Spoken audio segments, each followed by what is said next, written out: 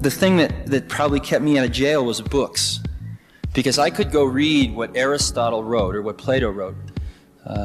And I didn't have to have an intermediary in the way. And a book was a phenomenal thing. It got right from the source to the destination without anything in the middle. The problem was you can't ask Aristotle a question. And I think as we look towards the next 50 to 100 years, if we really can come up with these machines that can capture an underlying spirit or an underlying set of principles or an underlying way of looking at the world, then when the next Aristotle comes around, maybe if he carries around one of these machines with him his whole life, his or her whole life, and types in all this stuff, then maybe someday after the person's dead and gone, we can ask this machine, hey, what would Aristotle have said? What about this? And maybe we won't get the right answer, but maybe we will. And that's really exciting to me. And that's one of the reasons I'm doing what I'm doing. The biggest problem that a phone has is trying to figure out what you want. So that's why you've got autocomplete, and you've got output, which is all the pixels on the screen. But from the perspective of the human, the output is so friggin' slow. Desktop or phone is desperately just trying to understand what you want. And there's an eternity between every keystroke from a computer standpoint.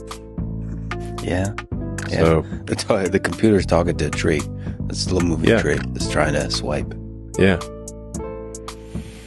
So, if you had computers that are doing trillions of instructions per second, and a whole second went by, there's a trillion things it could have done, Richard Feynman, the famous physicist, was able to, he had this piece in one of his lectures where he takes you from counting numbers on your hand all the way to calculus in 4 pages of text, orally, but written down as 4 pages of text. And it's a complete unbroken logical chain that takes you through geometry, trigonometry, pre-calculus, analytic geometry, graphs, everything, all the way to calculus. He understood numbers at a core level. He didn't have to memorize anything.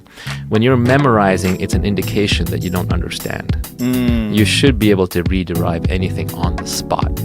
And if you can't, you don't know it. So do you apply that to things other than mathematics? You apply that to everything? Everything. Yeah. You don't even make attempt to memorize things. Just make attempt to understand them. You can't help but memorize things. Right. But if you can't, and this is where Twitter is great for me, is I try to understand something and then I try to write it down in such a way that I can remember it. Just the basic hook. What is a computer program? Do you know what a computer program is? Anybody? No? Sort of? Sort of. It's an odd thing. It's really an odd thing. You can't, you've never seen an electron, but computer programs have no physical manifestation at all. They're simply ideas expressed on paper. Computer programs are archetypal. What computer programming does is it captures the underlying principles of an experience. Not the experience itself, but the underlying principles of the experience. And those principles can enable thousands of different experiences that all follow those laws, if you will. And the perfect example is the video game. What does the video game do? It follows the laws of gravity, of angular momentum, and it sets up this stupid little Pong game. But the ball always follows these laws. No 2 Pong games are ever the same. And yet every single Pong game follows these underlying principles. Most of our movements are the reflection of certain patterns of transmission breaking through from the premotor to the actual motor. In other words, we are always in a anticipatory mode of movement. Think of it as it's like a layer of neurons that's constantly humming, ready to go. And it's the release of these gates that allows movement to occur in a particular way. It could be very smooth, could be very ballistic. Which is DNA, the same, turning off and on, but all the information is already there. Right. And then the possibilities are just allowed. So I'm allowed. I don't do. Free will already, but I am allowed to do. There are possibilities, and I am dancing within that dance, but I am not the only dancer. It's easy to say simplify, and it's very difficult to do it. I have this very basic first principles algorithm that I run kind of as like a mantra, which is to first question the requirements, make the requirements less dumb, the requirements are always dumb to some degree. So if you want to start off by reducing the number of requirements, and no matter how smart the person is who gave you those requirements, they're still dumb to some degree. If you have to start there, because otherwise you could get the perfect answer to the wrong question.